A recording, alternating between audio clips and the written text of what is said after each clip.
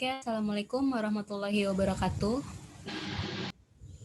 Waalaikumsalam warahmatullahi wabarakatuh. Iya. Nih, taruh deh. Saya benerin dulu.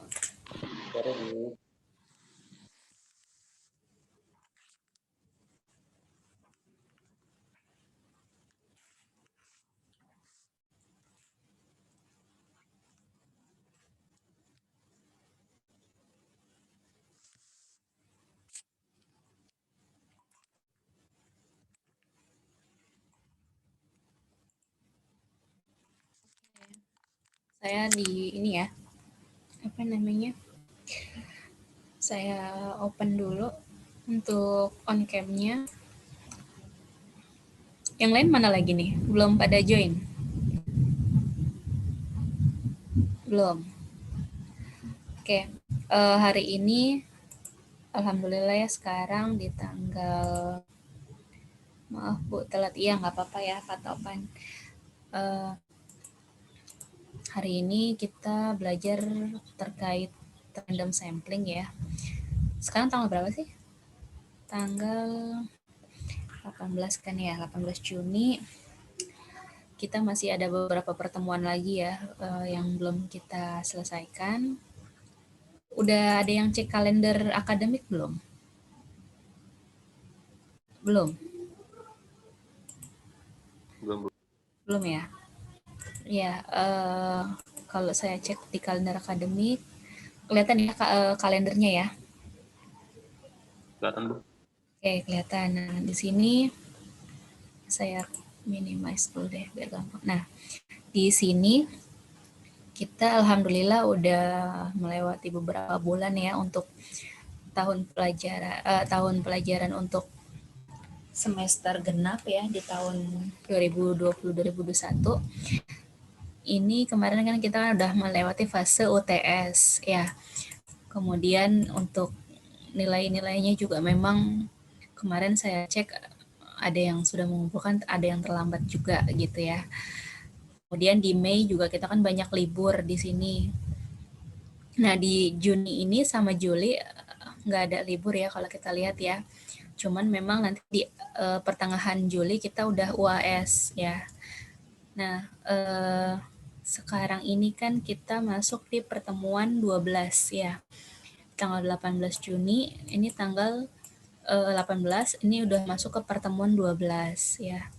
Berarti artinya kita tinggal beberapa pertemuan lagi ya, 12, 13, 14, 15.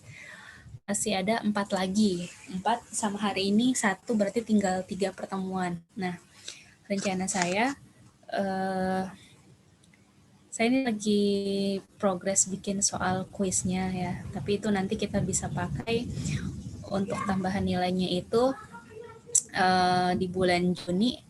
Mungkin di pertemuan 14 atau 15 saya akan pakai di situ kuisnya ya. Jadi kita ambil untuk 2 minggu ke depan, minggu ini sama minggu depan, itu kondisinya belajar teori full tentang probability sampling. Jadi memang sebenarnya materinya udah mau habis nih ya. Tapi saya akan review lewat kuis yang nantinya kita kerjakan di sistem e-learning gitu ya. Gimana, keberatan nggak teman-teman? Sementara sih aman sih, Bu. Ya? Aman. Aman ya? Oke. Ini nggak apa-apa nih kalau saya lihat ternyata dikit lagi kan nih UAS-nya kalian. Nah, kalau saya mungkin nanti di UAS-nya ini saya nggak ambil di tanggal 16 Juli. Saya ambilnya di tanggal 9 Juli aja.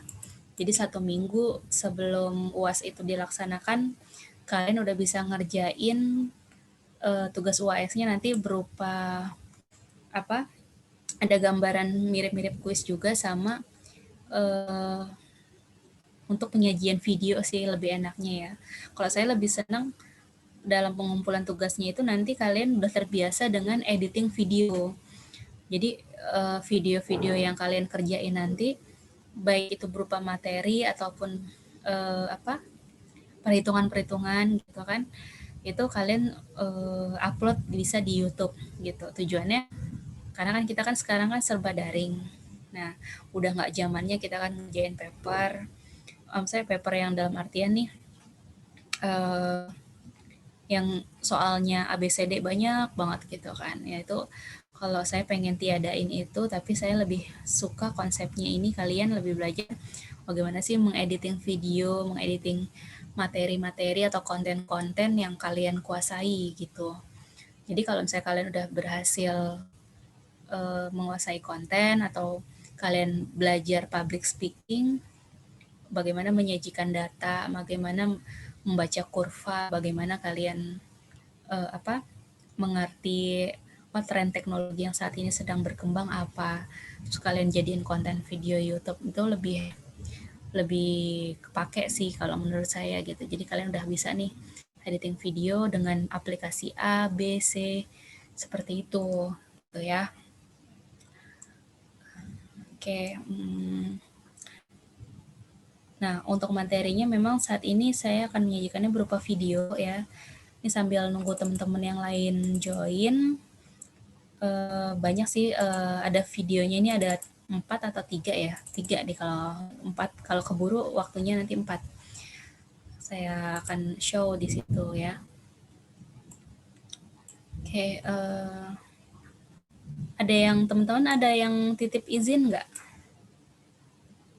Gimana? Nggak ada ya?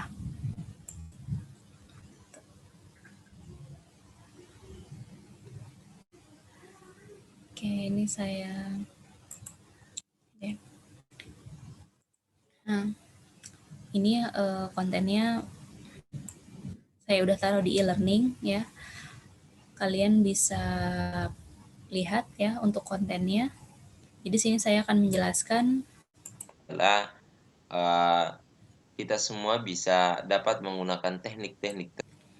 Nah, jadi gini, mungkin ini ada suaranya, tapi saya lebih senang saya menjelaskan ulang versi saya gitu ya. Ini lebih gampang dalam terjemahnya ya.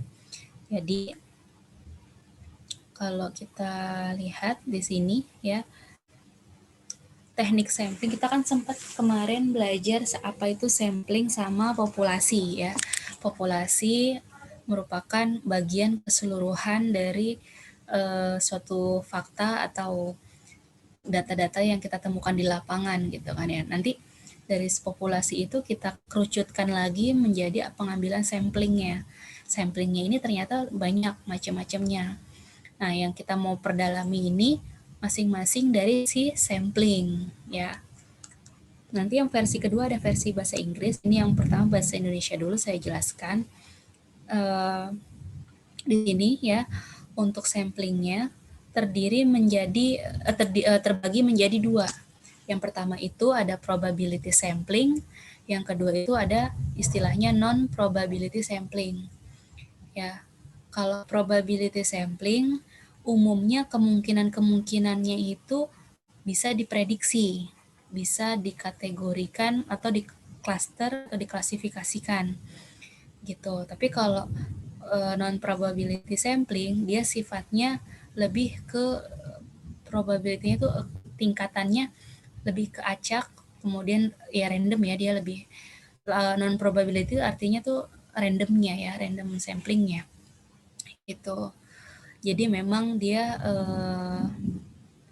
apa namanya, kalau bisa dibilang non probability ini sifatnya benar-benar apa ya, statis ya, bisa diprediksi. Tapi kalau probability, salah satunya di sini nanti ada simple random sampling, sifatnya dia tidak bisa diprediksi gitu.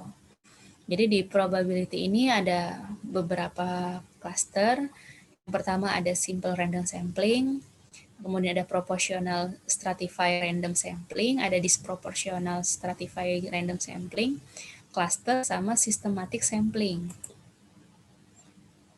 Oke.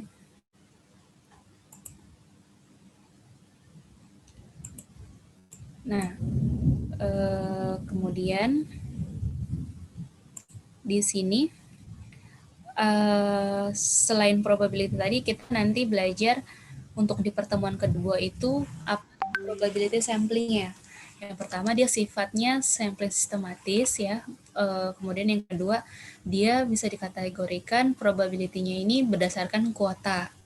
Terus yang ketiga ini berdasarkan aksidental atau insidental, artinya berdasarkan kejadian yang di lapangan aja. Jadi nggak bisa diperkirakan kalau untuk yang sifatnya insidental di sini.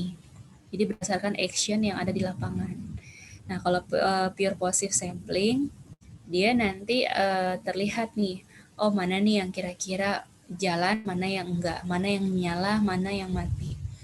Oh ternyata peluang katakan di lapangan di wilayah DKI misalnya pure positive untuk orang-orangnya berapa banyak gitu.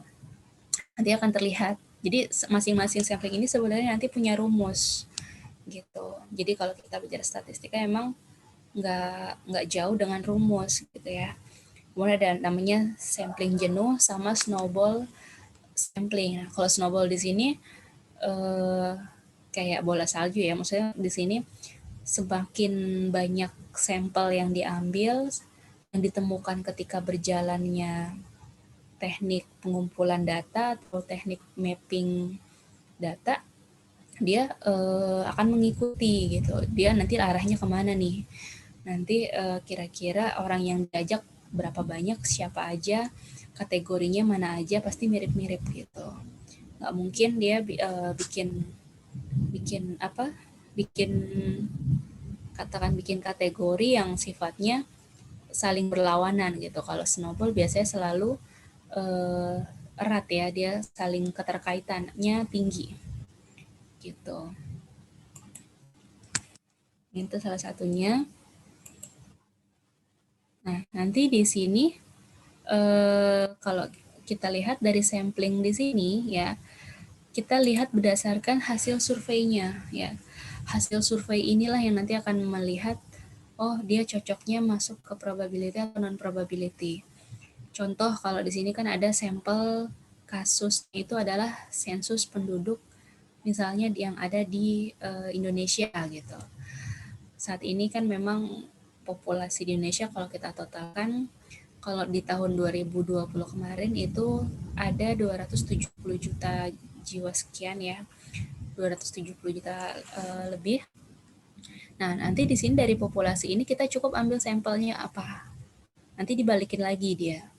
Oh, populasi yang kita pakai sekian.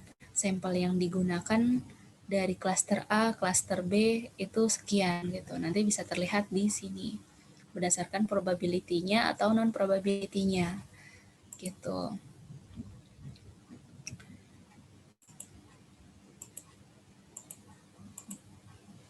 Nah,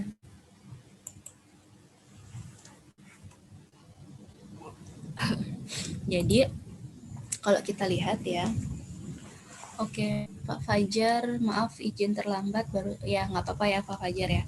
Nah, oke kita lanjut lagi di sini definisi dari probability sampling sama non probability. Tadi udah sempat dijelaskan bahwa sederhananya kalau probability sampling di sini tuh teknik samplingnya di mana setiap anggota populasi mendapatkan peluang yang sama untuk dipilih menjadi anggota sampel. Artinya dia tidak ada pengecualian ya. Jadi siapapun boleh dijadikan sampling selagi dia sifatnya homogen ya. Homogen ini maksudnya dia punya penyetaraan kesamaan klaster misalnya katakan dari sisi jenis kelamin diambil samplingnya laki-laki perempuan. Dari range usia kira-kira dari umur 20 sampai 30, dari 30 sampai 40 dan seterusnya gitu. Nah, itu memiliki peluang yang sama untuk dipilih menjadi anggota sampel. Tapi kalau non probability sampling ya, dia sifatnya di mana setiap anggota populasi tidak mendapatkan peluang yang sama untuk dipilih menjadi anggota sampel. Jadi masing-masing kriterianya nih beda-beda gitu ya. Jadi ini kondisinya nanti kalau saya mengambil klaster anak SD katakan misalnya.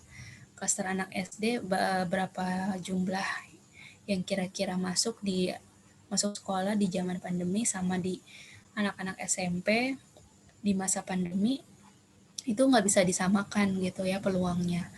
Bisa jadi yang lebih banyak masuk itu anak SMP ketimbang SD. Katakan misalnya kalau SD mungkin imunnya masih lemah dan lain-lain, atau kekhawatiran para orang tuanya lebih tinggi ketimbang anak SMP misalnya seperti itu. Jadi kita lihat dulu kriteria atau kriteria yang atau parameter ya kalau kita sebutnya, parameter atau variabel-variabel yang bisa kita tarik di sini. Oh dia berapa nih kira-kira peluangnya. Oh ini nggak bisa disamakan loh antara SD, SMP, SMA dengan mahasiswa misalnya dan tingkat kampus gitu. Itu salah satunya.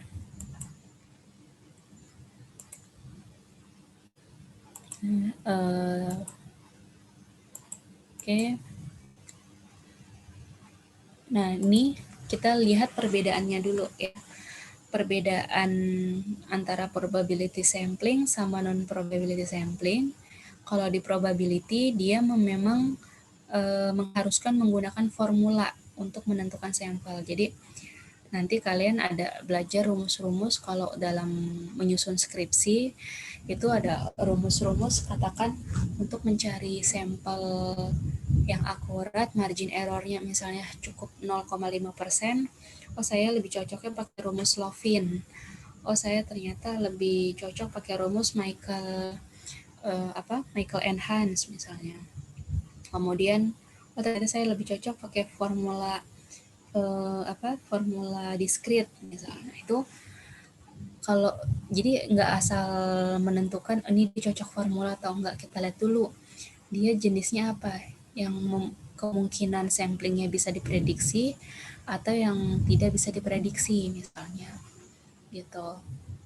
Kemudian kalau pakai formula biasanya memang lebih akurat dalam menggambarkan populasi yang dibutuhkan, sampai nanti juga sampelnya juga bisa dibilang juga akurat gitu. Kemudian bisa digeneralisasikan, artinya dia bisa dipukul rata. Dipukul rata di sini maksudnya sampel A dengan sampel B, katakan saya mau mengambil klaster DKI Jakarta, di situ terbagi 5 misalnya, ada Jakarta Utara, ada Selatan, ada Barat, ada Timur, ada Utara gitu ya, ada pusat.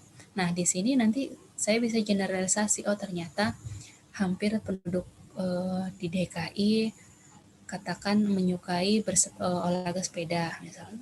Nah itu nanti kemungkinan samplingnya berapa orang yang bisa saya ambil gitu. Kemudian ada dia sifatnya sampel representatif. Kalau representatif nih sifatnya dia bisa diklasifikasikan dengan sesuai kebutuhan gitu. Jadi memang jangan sampai kita kalau bikin sampel itu asal-asalan nih bikin aja, saya butuhnya cuma 10, saya butuhnya cuma 20, tapi ternyata yang jadi patokan datanya itu populasinya 1000, tapi sampelnya 10 atau 20, nah itu nggak cocok. Artinya itu tidak mewakili representatif tadi. Gitu. Kemudian menggunakan konsep peluang, kemudian juga ada analisis inferensi. Nah, bedanya kalau analisis inferensi sama analisis deskriptif, ini kalau inferensi berarti berdasarkan perhitungan angka ya, namanya juga kita berdasarkan formula, berdasarkan angka. Tapi kalau non probability berdasarkan kejadiannya aja, dia kan tidak menggunakan rumus nih. Kalau yang non probability artinya analisis deskriptif di sini dia hanya melihat berdasarkan gambaran yang atau fakta-fakta yang ditemukan di lapangan gitu. Yang kita lakukan penelitian misalnya kita ingin tahu tingkat kecelakaan di ruas tol Jagorawi di tanggal 20 Maret 2021 tanggal berapa, jam berapa, nanti dilihat berdasarkan berita, medianya ya sumbernya, kemudian bisa berdasarkan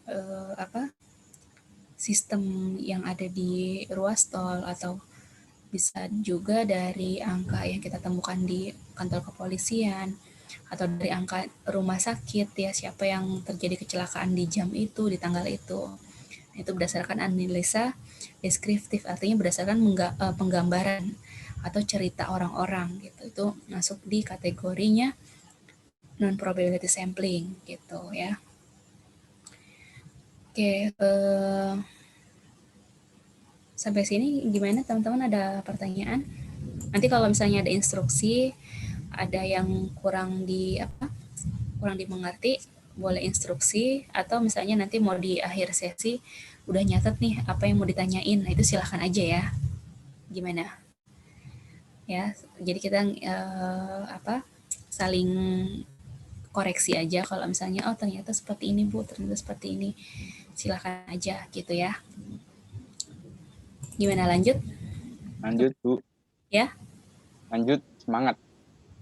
Masih semangat ya? Ya, alhamdulillah. Ya, kita lanjut di sini. Sampai sini ngerti ya untuk teori yang bedanya apa probability sampling sama non probability. Nah, di sini kita lanjut lagi.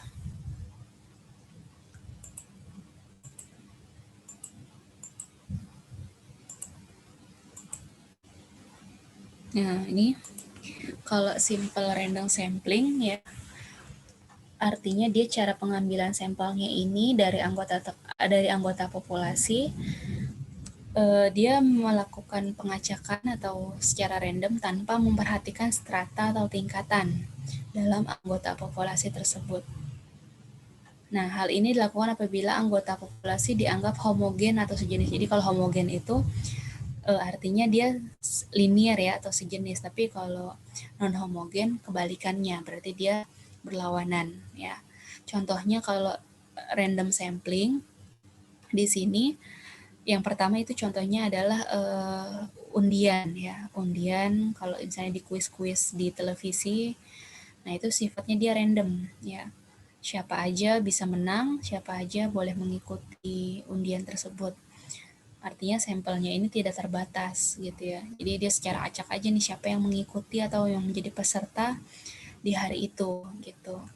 Kemudian ada contoh kedua di sini tabel acak ya. Tabel acak di sini sifatnya berdasarkan tabel.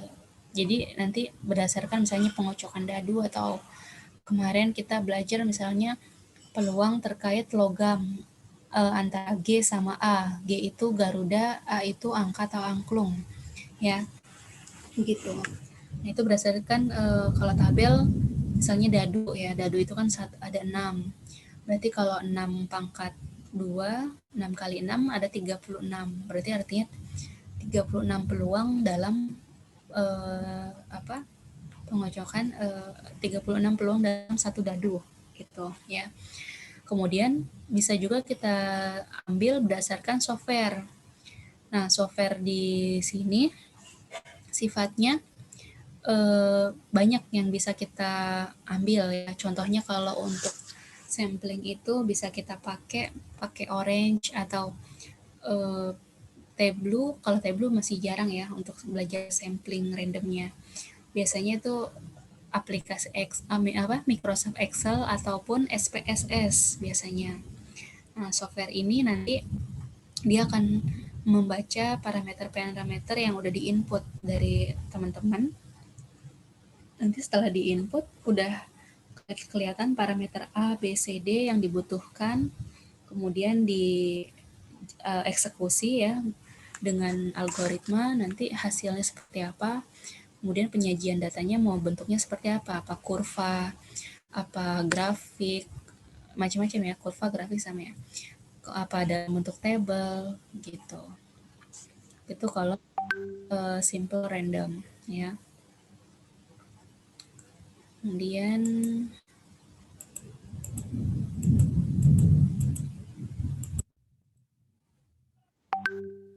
di sini kalau stratify random sampling ya. Kalau stratify di sini dia digunakan untuk populasi yang mempunyai anggota atau elemen yang tidak homogen ya. Lawannya dari yang tadi, yang simple random. Kalau stratify dia berdasarkan penarikan sampel secara acak tapi berstrata, ya. Dilakukan dengan membagi anggota populasi dalam beberapa subkelompok yang disebut strata. Lalu suatu sampel dipilih secara acak sederhana dari masing-masing stratum. Stratum itu berarti stratum itu berarti orang-orang yang memang diklasifikasikan di dalam strata. Itu namanya stratum, ya. Nah, di sini ada dua metode, ada yang sifatnya proporsional sama disproporsional. Ya, misalnya berdasarkan sini, stratum 1 orang-orang ini mahasiswa. Stratumnya 2 berarti orang-orangnya nih katakan siswa SMA. Stratum 3 masuk ke kategori anak-anak SMP. Gitu. Nah, ini sifatnya kan tidak homogen, tidak sama jenisnya. Yang di sini katakan untuk mahasiswa, ini anak SMA, ini kan anak SMP. Itu sifatnya tidak homogen. Gitu.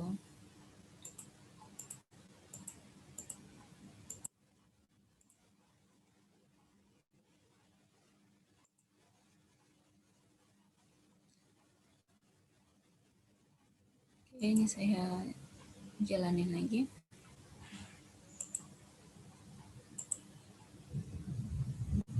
Nah, di sini ya, di stratify sampling di sini dia kan ada populasi, strata sama sampel. Kalau kita perhatikan ini total populasinya, misalnya ada 50 orang. Nah, stratanya ini diklasifikasikan. Ternyata yang mahasiswa ada 10. Kemudian yang strata 2 SMA itu ada 17. Nah, nanti diambil lagi nih sampelnya. Sampelnya katakan sama-sama 2 orang dari jenis stratum yang berbeda gitu. Nah, ini cara pengelompokannya seperti ini gitu. Kalau untuk yang stratify random sampling. Sampai sini ada pertanyaan? Nanti nggak apa-apa ya, instruksi aja ya.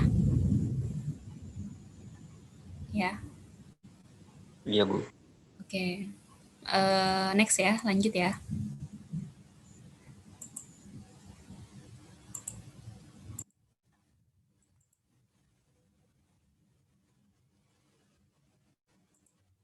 Nah, ini ada istilahnya tadi ya, proporsional sama disproporsional. Kalau proporsional ya di sini, contohnya kalau kita lihat setiap sampel strata terwakili sesuai proporsinya. Jadi kalau ingin diambil 50 guru SMP sekota Kendari berdasarkan tingkat pendidikannya, ternyata S1 ini totalnya ada 128. Terus S2 ini ada 72. Tapi yang diambil sampelnya, misalnya saya mau 32, kemudian jumlah sampelnya di sini 18. Kalau kita lihat di sini, dia sama-sama proporsional. Misalnya 128 dibagi 4 misalnya. Ya. Dibagi 4 sama masing-masing ada 32 gitu ya. Kemudian 72 ini dibagi 4 lagi. 72 dibagi 4 misalnya atau dibagi 5 atau dibagi 6 ya, sama-sama di sini. Dia ada 18. Tapi yang dibutuhin cuma 50 ya. Jadi S1-nya lebih banyak, sampelnya 32, kekurangannya itu untuk S2-nya ada 18. Kalau di total di sini ada 50 guru gitu. Karena yang dibutuhkan cuma 50 guru. Tapi kalau dilihat secara data, ini proporsional ya, 128 mewakili sudah ada 32. Dari 72 sudah mewakili 18 itu udah bagus gitu. Jadi pas di total 50. Nah, ini sifatnya proporsional. Tapi kalau disproporsional, dia kebalikannya. Jadi dia udah diambil secara acak, stratanya juga tidak proporsional di setiap level. Jadi semester 1 sekian, 60, semester 2 sekian, sampai semester 4. Nah, nanti diambil secara acak aja udah nih. Yang penting di total-total nilainya adalah misalnya 50 gitu. Tapi nggak berdasarkan mana yang banyak, mana yang lebih sedikit gitu. Kayak gitu. Oke, ini kita break dulu ya, 2 menit ya. Yang mau minum atau mau ke toilet silahkan ya. Gimana? Kita break 2 menit ya. Baik, Nih, Bu. Boleh, Bu. oke. Baik, Bu.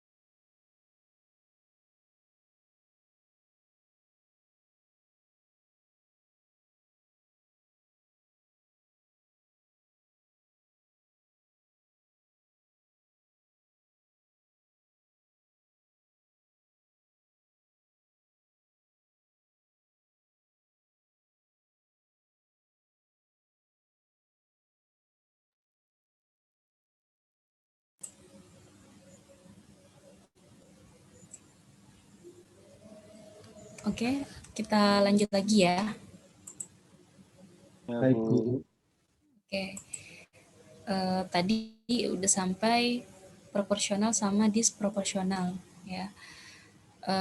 Di sini kita lanjut lagi. Tahu ya perbedaan ini ya. Kalau proporsional sama disproporsional, cara ngebedainnya ini, kalau proporsional berdasarkan strata, tapi kalau disproporsional itu berdasarkan secara acak aja. Jadi dia tidak melihat strata, juga dia tidak melihat level yang dia ambil gitu ya.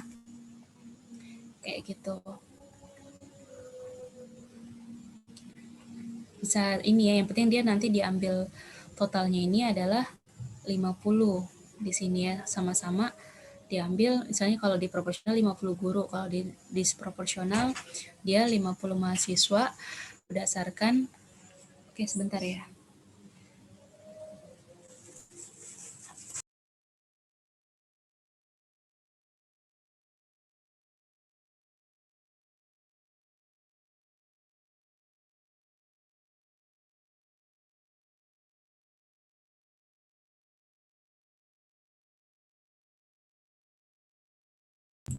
Ya, maaf kita lanjut lagi. Nah, di sini bedanya proporsional sama disproporsional, kondisinya yang penting sama-sama nilainya 50 tapi dengan cara parameternya berbeda gitu ya. Kalau proporsional berdasarkan strata, tapi kalau disproporsional itu berdasarkan acak dan juga tidak melihat strata. Bedanya di situ. Nah, kemudian di sini saya lanjut ya.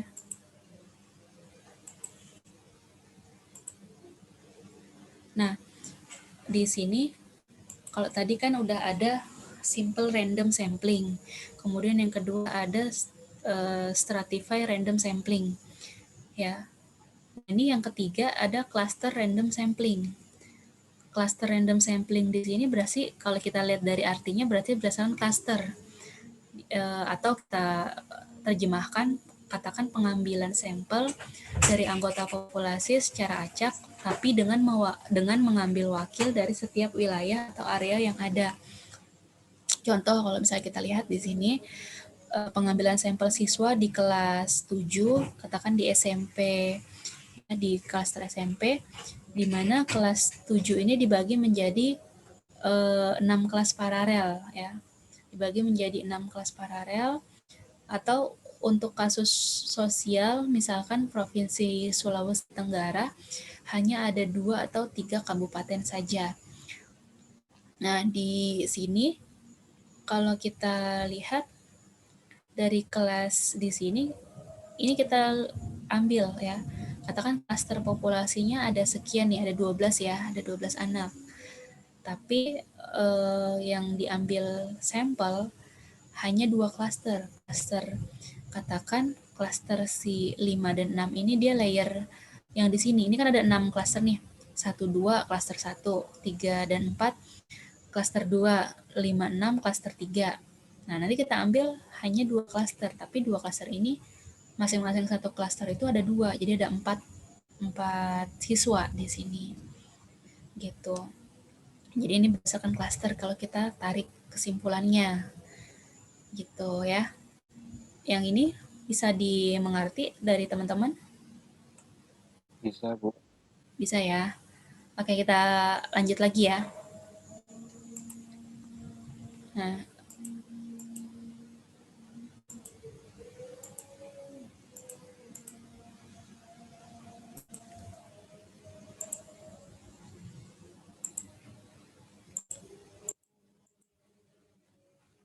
kemudian ada istilahnya yang keempat ya, itu systematic random sampling. Kalau systematic random, dari katanya aja dari systematic, berarti artinya tersistem ya. Tapi di sini ada kata random, jadi dia tersistematis, tapi dia diambil secara random gitu. Sederhananya gitu aja cara bedanya. Artinya penarikan sampel acak sistematis juga merupakan dasar untuk teknik penarikan sampel ya. Teknik ini digunakan untuk karakteristik populasi yang homogen sifatnya. Nah, homogen ini kita lihat lagi persyaratannya. Persyaratannya ini katakan dia tersedianya kerangka sampel atau sampel frame yang disusun secara acak. Jadi dia punya karakteristik dari populasi itu sifatnya harus homogen karena kan sistematis. Jadi kalau misalnya mau ngambil di sini ada contoh ya. Misalnya di sini ada kumpulan laki-laki dan perempuan beberapa orang di sini ya. Katakan ada 9 orang. Ini secara acak ya, cewek, cowok, cewek, dan seterusnya. Gitu. Nah, kalau systematic random yang tersistematis saya mau ngambil perempuannya aja gitu. Saya mau ngambil yang perempuannya aja ya. Kemudian samplingnya saya ambil perempuan, mau di nomor berapapun terserah saya gitu. Misalnya di nomor 3, 6, dan 9 di sini. Jadi 3, 6, 9 di sini sifatnya saya ambil secara random aja. Saya bisa aja ngambil di nomor 2 ya. Ini kan juga perempuan misal katakan. Atau di nomor 4 ini juga perempuan gitu. Tapi yang saya butuhkan hanya ada 3 misalnya. Hanya 3, 6, dan 9. Ini yang disebut sampel frame-nya ini di secara acak berdasarkan sistematik random sampling gitu.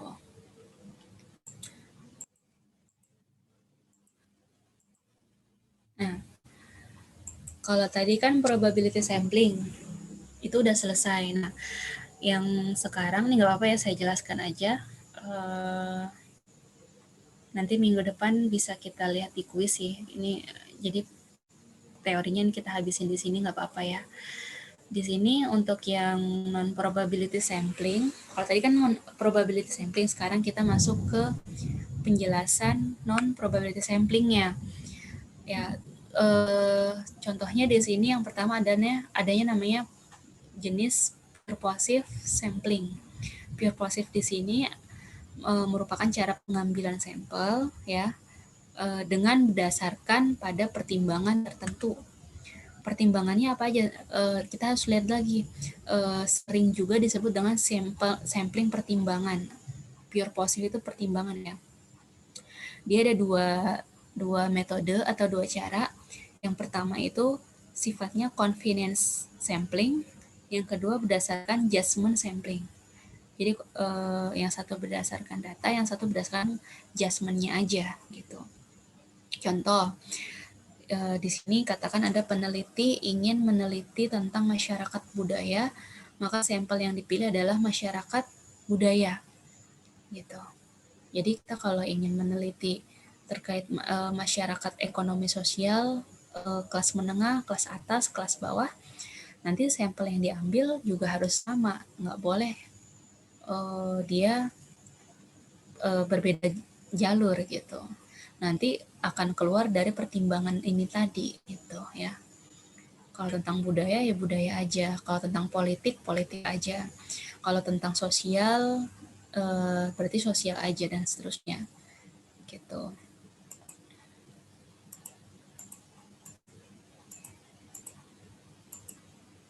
Nah, yang kedua dari non-probability sampling di sini adalah kuota sampling. Kalau kuota sampling di sini bagaimana cara pengambilan sampel yang digunakan pada populasi yang cenderung heterogen ya. Cenderung heterogen tapi peneliti ini tidak mungkin untuk menyusun kerangka sampelnya. Ya. Oke, di sana udah azan? Teman-teman? Di mana, Bu? Di Jogja udah? Udah. Di Jogja jam 17.33 tadi, Bu. Oh, udah. Oke. Langsung bentar lagi. Ya, habis ini kita break dulu ya. Nanti kita lanjut pada maghrib. Atau gini deh, yang kuota sampling kita teruskan di pada maghrib aja ya. Ya, Bu. Oke, ini saya skip dulu. Yang mau close dulu silahkan, nggak apa-apa. Yang mau tetap standby juga silahkan, nggak apa-apa ya. Oke, kita break dulu. Selamat menjalankan ibadah sholat maghrib. Yang mau isoma sebentar juga silahkan ya. Seperti itu. Baik, Bu. Oke. Kembali lagi jam berapa, Bu? Oh ya, kita kembali lagi 9. jam 9 malam. Boleh kita pre. Jam berapa ya? 6.30 boleh deh. Nanti kita selesai sampai jam 7. Baik, Bu. Jam 6.30 nggak apa-apa ya. Kan yang mau Sampai jam 9 aja, Bu, selesai. Ya. Gimana Mas Esa, suaranya putus-putus?